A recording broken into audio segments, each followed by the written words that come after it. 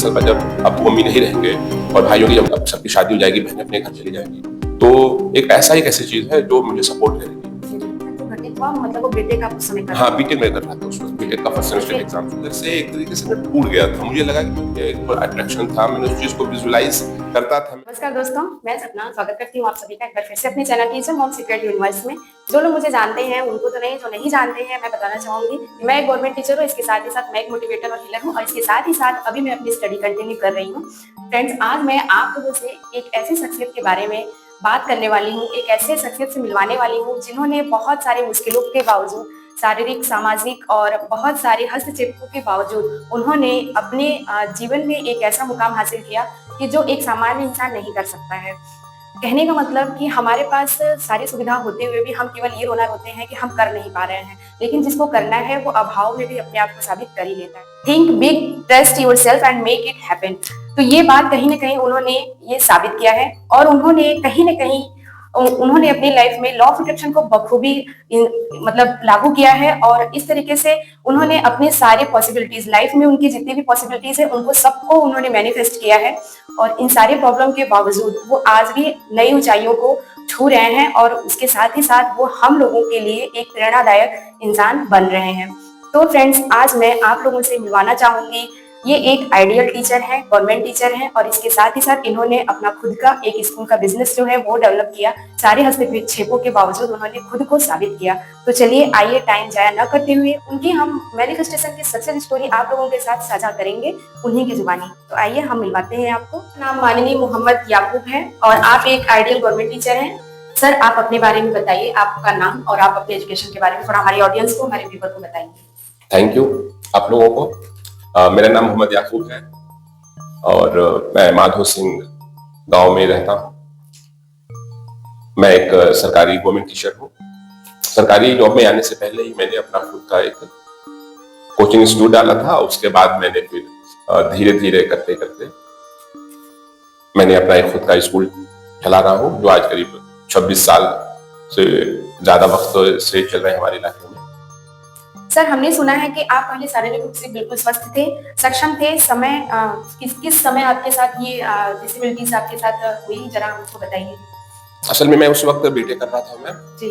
और 16 जनवरी 1999 की बात है, काफी ठंड थी। तो 18 या 19 जनवरी को शायद ईद थी। तो हमारे पापा का अब्बा का फोन आया कि ईद की नमाज पढ़ने के लिए आ जाइए। उस वक्त मैं इंजीनियरिंग कॉलेज में बीटेक कर रहा था, एग्जाम्स होने वाले थे, फिर भी पहली बार घर से छूटा था। तो उन्होंने बोला कि आके घर पे ईद की नमाज पढ़िए। तो मैं ईद की नमाज पढ़ने के लिए वही घर से वहां से चला था। 17 जनवरी को जब मैं घर पे पहुंचता हूँ तो मेरे हाथों में कुछ सेंसेशन होते हैं। ऑल ऑफ सडन करीब 4 से 5 मिनट में मेरा पैर मेरे सीने के नीचे से C4 के नीचे से पूरा पैरालाइज हो गया। करीब मैं 6 महीने तक बिल्कुल जैसे लकड़ी का लट्ठा होता है, बिल्कुल ऐसे पेट पे पड़ा हुआ था। मैं करवट भी नहीं बदल सकता था उस वक्त। मैं बहुत रोता था उस वक्त। मुझे समझ आता कि ऑल ऑफ सडन क्या हो गया, जैसे अचानक सब कुछ आपके जैसे एक बल्ब है, रोशनी है, खत्म हो जाए। और मुझे सारी चीजें याद आती थी। मैं बहुत अच्छा क्रिकेटर हुआ करता था। मैंने बहुत अच्छे फाइनल्स के मैच जीताए हैं, सेमीफाइनल्स के मैच जीता है, क्वार्टर फाइनल्स के मैच जीता है। मैं दौड़ने में प्रथम आता था। और जब ये सब कुछ खत्म किया तो मुझे लगा मेरी सारी दुनिया खत्म हो गई।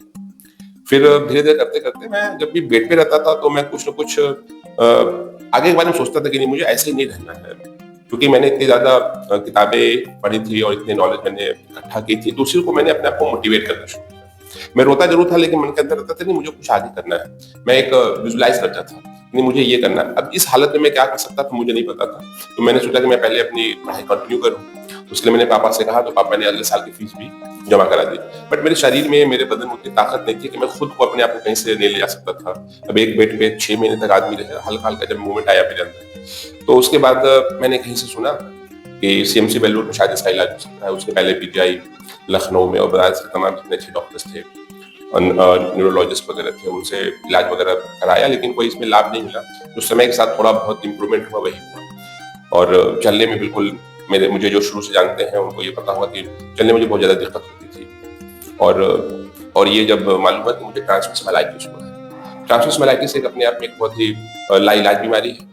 इसमें आपके जो स्पाइनल कॉर्ड होते हैं, उसमें ना इन्फ्लेशन, सूजन आ जाती है। इसकी वजह से जो मैसेज होते हैं बॉडी के जिस सेंटर्स में जाने चाहिए, पेरिफेरल नर्वस सिस्टम में, तो वो जा नहीं पाते, तो बॉडी को उतना प्रॉपर काम नहीं करता। इसके अलावा कई और भी चीजें, बाउल सिस्टम गड़बड़ा जाता है, होल्डिंग, आपको रिटेन पावर स्टूल का और यूरिन का नहीं रह पाता। तो बहुत सी ऐसी समस्याएं थी कि मैं कहीं जाऊं भी तो मैं वहां बहुत देर तक अपने आप को रोक नहीं पाता, क्योंकि मुझे कब भी यूरिन महसूस हो तो मुझे पास आउट करने के लिए बस 10 से 20 सेकंड का ही टाइम चाहिए, नहीं तो कपड़े खराब हो जाएंगे। तो ऐसी कई चीज समस्याएं थी कि धीरे धीरे इन सब चीजों को मैंने अपने डेली लाइफ में मैनेज किया। और जब मैं ठीक हुआ कुछ, और ये न तो दवा की वजह से, क्योंकि दवा कोई चलती नहीं थी, विटामिन बी कॉम्प्लेक्स का एक सिरप चलता था, कोई दवा ही नहीं था। एक दवा था, वो दवा साउथ को, जब पीजीआई में थे तो डॉक्टर साहब ने वो दवा लिखी थी साउथ कोरिया की, तो इंडिया में मिलता नहीं था वो। तो दवा का सॉल्ट मैंने पता करके, कैसे मैं उसको पता करता था, तो मुझे मन में ये ख्याल आया कि अभी मेरे भाई बहन जो है वो यंग है, मेरी अब्बू अम्मी अभी है मेरे साथ। साउथ कोरिया की जो दवा थी, बैक्लोरोफैक ऐसी कोई सॉल्ट था शायद मेरे ख्याल से, और मैंने उसका बहुत स्टडी की, और मैंने डिक्शनरीज वगैरह खोल के अपनी बीमारी के बारे में पूरा जानने की कोशिश की। उस वक्त गूगल वगैरह था, लेकिन नेट हमारे यहाँ नहीं था, तो हमें उतनी जानकारी नहीं पड़ी। मेरे स्मार्टफोन भी जब बाद में खरीदे थे, वो अपनी बीमारी से ही अच्छे से जानने के लिए, और अपनी प्रेजेंट कंडीशन को मैं कैसे और अच्छे से सही कर सकता हूँ, अपने डेली लाइफ को मैनेज कर सकता हूँ, उसके लिए मैंने सबसे पहले एक स्मार्टफोन लिया था। लेकिन जब वो दवा नहीं मिली, बाद में मैंने वो दवा मैनेज की, तो मेरा पहला ये था कि मैं उस दवा को हर महीने मुझे खरीदना है, तो उसके लिए मुझे पास पैसे चाहिए होंगे। और अभी तो मेरे दो भाई है, अभी भाइयों की शादी नहीं हुई थी, 3 बहनें मेरी थी, हम लोग 5 भाई 5 बहन। तो ये कैसे मैनेज होगा, क्योंकि मुझे लगा कि आगे चल के 10 साल 15-20 साल बाद जब अब्बू अम्मी नहीं रहेंगे और भाइयों की जब सबकी शादी हो जाएगी, बहनें अपने घर चली जाएंगी, तो एक पैसा एक ऐसी चीज है जो मुझे सपोर्ट करेगी। तो इस हिसाब से फिर मैंने कहा मैं क्या कर सकता हूँ, क्योंकि मेरे शरीर में वो था नहीं। तो मेरी एक चाहत थी कि मैं कुछ ऐसा काम करूं। तो मुझे लगा कि मैं जब इतना अच्छा पढ़ा लिखा हूँ, और 10 तक मैं हाई स्कूल में मेरा 81% आया था, मैं बनारस के एक बहुत ही अच्छे स्कूल से, वहाँ का मैं टॉपर था, और सारे अध्यापक मुझे बहुत सिर आंखों में बैठाया करते थे। तो मुझे लगा कि मैं क्यों ना अपनी पढ़ाई को ही अपना एक तरीके से कैरियर बना लूं। तो फिर मैं जब गया CMC वेल्लूर, तो मैं वहां देखा, तो मुझे लगा कि मैं चल के अपने घर पे एक कोचिंग डालूंगा। कोचिंग इस पर्पज से कि जो मेरी अर्निंग होगी, मुझे सिर्फ 158 रुपए की दवा के लिए एक महीने को चाहिए थी। मैंने 75 रुपए महीने के हिसाब से उस वक्त अपनी कोचिंग डाली, और आपको सुन के ताज्जुब होगा कि क्योंकि गाँव में जहाँ हम रहते हैं, लोकेलिटी में, गांव में तो लोग एक दूसरे को जानते हैं, और लोग मुझे जानते थे, लड़का पढ़ने में बहुत अच्छा है, उसके साथ ये क्या हो गया, इंजीनियरिंग कर रहा था। तो लोगों ने मुझे हाथों हाथ लिया, और लोग गांव वालों का बहुत बड़ा सर, जो आपके साथ जो घटित हुआ, मतलब वो बीटेक आप उस समय कर रहे थे? हाँ, बीटेक में कर रहा था उस वक्त, बीटेक का फर्स्ट सेमेस्टर एग्जाम्स होने वाले। फिर बीटेक आपने कंटिन्यू नहीं, फिर बीटेक में असल में शरीर में मेरे उतनी ताकत नहीं रह गई, क्योंकि बीटेक करने में वर्कशॉप में 2 ढाई 3 घंटा लगता है, वो उसके बाद प्रैक्टिकल में लगता है, उसके अलावा वहाँ पे हॉस्टल में रहकर कोई घर वाला जाता, फिर पहुंचाता, फिर पढ़ाई करता। फिर मुझे लगा कि शायद मैं अंदर से एक तरीके से मैं टूट गया था। मुझे लगा कि मैं उस चीज को विजुलाइज नहीं कर पा रहा था कि बीटेक में करने के बाद मैं अपना कैरियर बना पाऊंगा कि नहीं बना पाऊंगा। तो जैसे होता है ना कि पानी जब चलता है तो रास्ते में बांध आ जाता है, तो कोई और रास्ता बनाता है। जैसे कहते हैं आपके पास अगर प्रतिभा है, तो आप प्रतिभा है तो जिस भी क्षेत्र में आप जाएंगे उस क्षेत्र पर नाम रोशन करेंगे, उसमें बस मेहनत होनी चाहिए।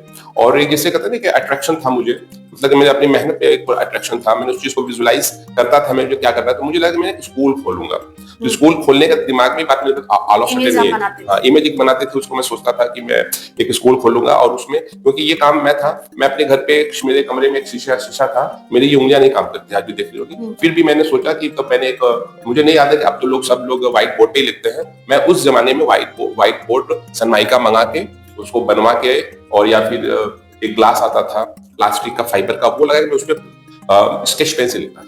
अच्छा। तो मुझे लगा कि मैं लिख लूंगा, और फिर मैं बहुत देर तक तब खड़ा भी नहीं पाता था, मेरे हाथ पैर मतलब एक तरीके से झंझनाने लगते थे। मैं आपसे भी बात कर रहा हूँ, लेकिन मेरे दोनों पैरों में भी सेंसेशनल पेन टाइप का है, ये 24 आवर बना रहता है। और मैं किसी से बात करता हूँ, नहीं लगता कि मुझे अंदर ये उस बीमारी की वजह से है, और ये परमानेंट ही रहेगा, मतलब ऐसा नहीं है। लेकिन मैं आपकी इसे बता के, जैसे मेरे अंदर कोई अगर कमी है, मैं उसको अगर दोष दूं तो उससे कुछ हासिल नहीं होगा, वो चीजें बढ़ती है। तो बेहतर ये है कि मैं इस चीज को छोड़ के जो मैं बेहतर कर सकता हूँ, मैं उसको अपना कंटिन्यू करता रहूं। और फिर मैं वहां से आया, तो फिर मैंने कोचिंग डाला, और अल्लाह का रहम था, एक ही दिन में मेरे सारे बैच भर गए। उसके 2 महीने बाद मैंने अपना एक छोटा सा स्कूल, हमारे घर पे ही स्कूल था, घर पे हमारे घर के बगल में एक छोटा सा घर था हमारा, तो उसपे घर के भाई लोग काम करते थे, उन लोगों ने बहुत साथ दिया, सपोर्ट दिया। तो 2 कमरे हमने उनसे मांगे थे और फिर उसको मैं करता गया। सर जैसा कि आप लोग देख सकते हैं कि इतनी सारी प्रॉब्लम के बावजूद भी सर ने बहुत अच्छे से बहुत सारी चीजें अपनी जिंदगी में हासिल की। तो आप इस तरीके से आप सोच सकते हैं कि हम लोग तो बिल्कुल सक्षम है। बहुत सारे लोग आप लोग कमेंट करते हैं, मेरी ऑडियंस में बहुत सारे लोग कमेंट करते हैं, वो हवाला देते हैं कि हमारे साथ सिचुएशन अच्छा नहीं है, चीजें अच्छी नहीं है। लेकिन मुझे ऐसा लगता है कि सर के बातों से आप बहुत मोटिवेट हुए होंगे कि कुछ भी चीज इम्पॉसिबल बिल्कुल नहीं है। सारी पॉसिबिलिटीज आपके बिलीव सिस्टम पे ही वर्क करता है कि आपका बिलीव सिस्टम आपके साथ कितना वर्क कर रहा है, आप कितना अपने सबकॉन्शियस माइंड में चीजों को इमेजिन कर पा रहे हो, किस तरीके से आप अपनी लाइफ में अपने जो आपकी जो तमन्ना है उसको किस तरीके से आप फील करते हुए उन सारी चीजों को आप मैनेज कर पा रहे हो। सर ने जैसे बताया कि सर बिल्कुल बेड पे थे, बहुत सारी प्रॉब्लम उनको थी शारीरिक रूप से, इसके साथ ही साथ सामाजिक हस्तक्षेप भी सर ने बहुत झेला होगा। इस तरीके से इन सब के बावजूद भी सर ने अपना बिलीफ सिस्टम बनाए रखा, इमेजिन किया कि वो एक दिन अपना खुद का स्कूल खोलेंगे और इसके साथ ही साथ उन्होंने एक आइडियल गवर्नमेंट टीचर भी वो हमारे लिए बने। और आप सोच सकते हैं कि कितनी सारी दिक्कतों के बाद भी आज वो चीजों को मैनिफेस्ट कर पा रहे हैं। किस तरह से जॉब के साथ आपने अपनी वाइफ के लिए स्कूल जो डेवलप किया था, आप अभी उस पे वर्क कर रहे हैं, इसके साथ ही साथ आप अपना जॉब भी कर रहे हैं। तो मैं आपसे ये पूछना चाहूंगी कि जो हमारी ऑडियंस है वो केवल घर में है या तो उनके पास जॉब नहीं है, उनका एक ही चीज रहता है कि वो अपनी लाइफ में किस तरीके से इंस्पिरेशन ले, किस तरीके से क्या चीज वो आपको मोटिवेट करती थी, क्या वो चीज थी कि आपने अपने साथ ही साथ अपनी वाइफ का, जैसे कि मुझे पता चला कि वो स्कूल जो है अभी फिलहाल आपकी वाइफ देखती हैं, तो किस तरीके से आपने अपना जीवन भी सुधारा और आपकी जो धर्मपत्नी है उनके लिए भी उन्होंने आप एक मिसाल ही बन रहे हैं। तो सर इसके बारे में बताइए कि कुछ ऐसे मोटिवेशनल चीजें बताइए जिससे कि हमारी ऑडियंस समझ सके इस बात को। देखिए, सबसे बड़ी चीज तो स्वास्थ्य होता है जी। एक उर्दू में कहावत है कि तंदुरुस्ती हजार नियामत। जी। अगर आपका तंदुरुस्ती है तो आपका सब कुछ है। तो मुझे लगता है कि जो भी घर पे मुझे सुन रहे हैं या जो देख रहे हैं, अगर आपका स्वास्थ्य आपके साथ है तो सब कुछ आपके साथ है। जी। मैं तो उस दौर से गुजरा हूँ कि जब मैं अपना खुद का पेशाब पैखाना नहीं कर पाता था, वो 1 दिन 2 दिन नहीं, करीब कम से कम 6 महीने तक। और इस बीमारी की वजह से अभी भी मैंने जैसे आपको बताया कि गाल ब्लैडर का रिटेंशन और यूरिन का रिटेंशन बहुत देर तक मेरे साथ नहीं रह पाता। तो मैं कहीं फंक्शन में जाता हूँ, हर जगह मैं एक नॉर्मल आदमी की तरह लोग मुझे लेते हैं क्योंकि मैं उस तरीके से अपने आप को मैनेज किया हूँ। तो इसमें करीब मेरी एनर्जी का 60 से 70% हिस्सा तो इसी में मेरा खर्च हो जाता है। और चलना फिरना स्वास्थ्य के लिए बहुत अच्छा है। तो आपने अपने आप को विजुअलाइज कीजिए, आपके पास बेसिक चीजें हैं जो हमें देख रहे हैं, तो स्वास्थ्य आपका है, मोटिवेशन अपने अंदर पैदा कीजिए। आप जैसे, मैं थोड़ी सी आपको एक बात बताना चाहता हूँ, जैसे कि आपने अगर खुश रहने के लिए आप क्या काम करते हैं, कोई फंक्शन ऑर्गेनाइज करते हैं, फंक्शन भी था आपके नजर खुशी का लेवल कम हो गया। उसी तरीके से आप टूर पे जाते हैं, पिकनिक पे जाते हैं, जब तक गए लेकिन जब तक शाम को लौटेंगे तो आपको लगेगा कि फिर पहले की तरह हो गया। मतलब हम खुश रहने के लिए चीजें खरीदते हैं, नई नई चीजें करते हैं। हम कहते हैं आप ना अपने अंदर अपने काम और अपने आप से सबसे पहले तन्मय से होके सीखिए। आप कोई भी काम करें। देखिए, मैंने एक बच्चे से कोचिंग शुरू किया था, सिर्फ एक बच्चे से। उस बच्चे से फिर वो जाके दूसरों को बताया, फिर 1 से 2 हुए, 2 से 4 हुए, और बीच में मेरी कोचिंग्स में तो बहुत बच्चे हैं। आप विश्वास नहीं करेंगे, मेरे पढ़ाए हुए बच्चे फॉरेन रिटर्न हैं और बनारस जैसे शहर के बिजली विभाग के सीईओ हैं, कितने डॉक्टर्स हैं, एमसीएच हैं, कितने इंजीनियर्स हैं। मैं तो गुजरता हूँ तो बहुत से बच्चे हमको सम्मान के साथ नमस्कार करते हैं, सलाम करते हैं, मुझे पहचान नहीं पाता, लेकिन वो बताते हैं कि मैं आपका स्टूडेंट रहा हूँ। तो मैंने अपने काम में बहुत ज्यादा अपने आप को फोकस किया और जो भी चीज किया ईमानदारी से। ईमानदारी बहुत बड़ी चीज है। आप ना देखिए, सबसे बड़ी कठिन परिस्थिति कहते हैं, मैं बहुत विषम परिस्थिति क्या हो सकती है, पैसे की। मैं सिर्फ पास में 0 रुपए थे, मैंने तो बिना पैसे से कोई चीज शुरू किया था। मेरा शरीर भी नहीं था। आपके पास तो आपका शरीर है, आपका स्वास्थ्य है, सारी चीजें आपको बता के आती है। मुझे कहीं जाना होता है, आना होता है, तो मुझे पहले अपने आप को मैनेज करना होता है। उसके बाद मैं वहां जाता हूँ, मुझे ऐसा लगता है कि जैसे मैं अगर आधे घंटे क्लास ले रहा हूँ, आप अपने काम में मास्टर बनिए, उस चीज की स्टडी करिए। कोई भी काम छोटा नहीं होता। एक छोटा सा 1 रुपए के काम शुरू कीजिए, इंशाल्लाह वो करोड़ में बनेगा। सबसे पहली चीज अपने पे विश्वास कीजिए, लोगों का मत ध्यान दीजिए। मैं जब काम शुरू किया तो हजारों लोगों ने मेरे ऊपर कमेंट किए, किसी ने कहा मजदूर ही रह जाओगे, मास्टर के मास्टर ही रह जाओगे। आज मैं देखता हूँ अपने आप को, तो मैं अपना कंपटीशन कभी ये सोचता नहीं कि मैं अस्वस्थ हूँ। जब मैं आपसे बात कर रहा हूँ तो मुझे नहीं लग रहा, मेरे पैर में झुंझुनी है इस वक्त, वो पेन है, लेकिन मुझे महसूस नहीं हो रहा है क्योंकि मेरा मेंटल फोकस वहां पे है ही नहीं। मैंने कभी अपनी बीमारी को अपने काम में कभी रुकावट नहीं डाला। और आपको विश्वास नहीं होगा कि गवर्नमेंट जॉब तो मेरा कोई सपना ही नहीं था। जिसे कहते हैं ना कि आप अगर एक रास्ते पे चलेंगे तो वो रास्ता खुद ब खुद आपको आपकी मंजिल पे पहुंचा देगा। बस करना क्या है, आपको उस रास्ते पे चलने के लिए सबसे पहले आपको उठना पड़ेगा और उठ के फिर चलना पड़ेगा। तो जो लोग हैं ना वो बैठे हैं, वो उठे, पहले उठना तो सीखें।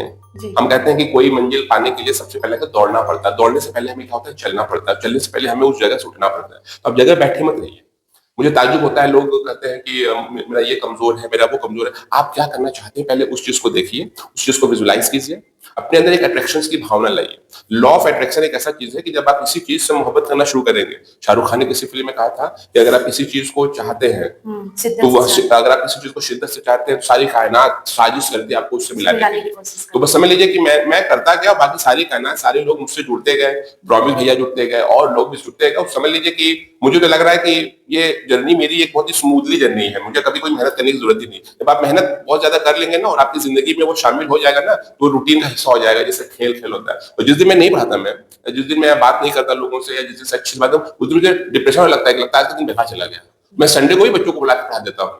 अभी मैं आपसे बातचीत कर रहा हूँ और एक बच्चे को मैंने टाइम दिखाया है, कल सीबीएसई का 10th का पेपर है, तो बोला है आज मैच भी है, इंडिया और न्यूजीलैंड का फाइनल चैंपियंस ट्रॉफी का। लेकिन मैंने उसको समय भी दिखाया, मैं आ रहा हूँ, रोजा चल रहा है हमारा पूरा, मैं रोजा रहता हूँ, मैं पूरी कोशिश करता हूँ 100% नॉर्मल आदमी का दिखने के लिए, ताकि नॉर्मल आदमी मुझे कभी देख के ये फील ना करे कि भाई मेरे पे दया करे।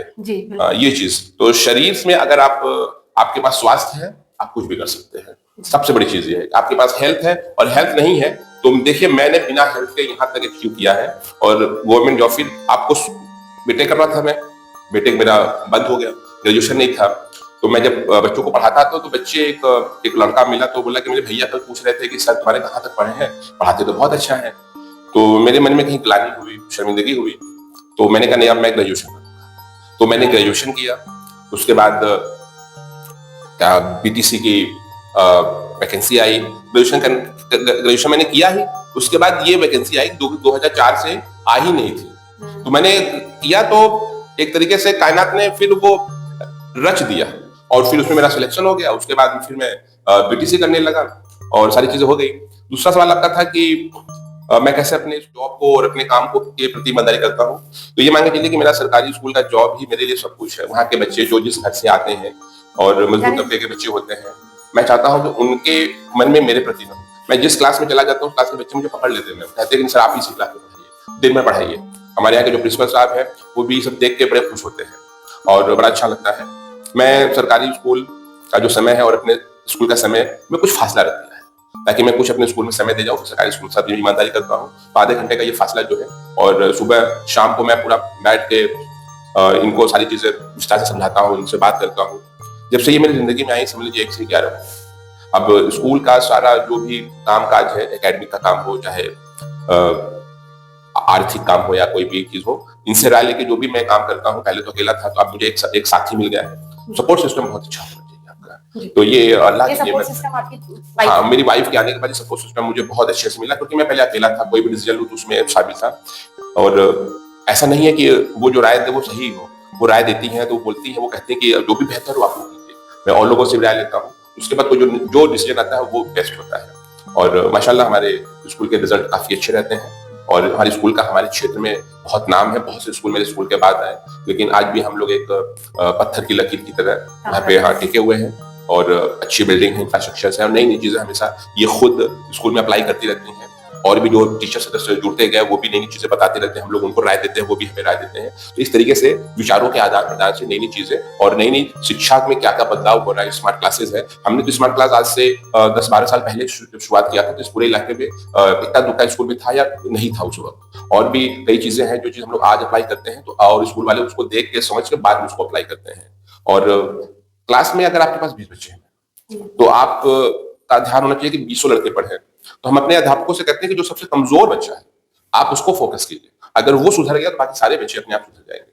तो ये चीज होता है। और मैं अपने टीचरों से कहता हूँ कि आप बच्चों से आत्मीयता करें, उनसे मोहब्बत करें। जैसे अपने बच्चे से आप मोहब्बत करते हैं और मारते वक्त आपका हाथ रुक जाता है, इसी तरीके से हमने अपने स्कूल में आज से करीब एक अरसा हो गया, मैंने अपने अध्यापकों से कहा कि आप बच्चों को डांटिए, मारिए, क्योंकि अगर आप मारते हैं बच्चों को तो बच्चे के मन में आपके प्रति एक नफरत की भावना पैदा होगी। तो ये तो सरकारों ने अभी नियम बनाया है, हमने तो बहुत पहले से चीजों कर दिया। और एक माहौल बहुत बड़ी चीज है, माहौल ही आपको हर रास्ते में ले जाता है। और मैं कोई भी काम करता था तो सबसे पहले मैं उस चीज को विजुलाइज करता था। मैं अपने बच्चों से कहता हूँ कि आज आपका पहला दिन है सेशन का, लेकिन आपको देना बोर्ड का पेपर, आपको देना है कंप्लीशन का पेपर। तो आप एक काम ये कीजिए कि विजुलाइज कीजिए कि मैं एग्जाम हॉल पे बैठा हूँ और मैं अपना पेपर दे रहा हूँ।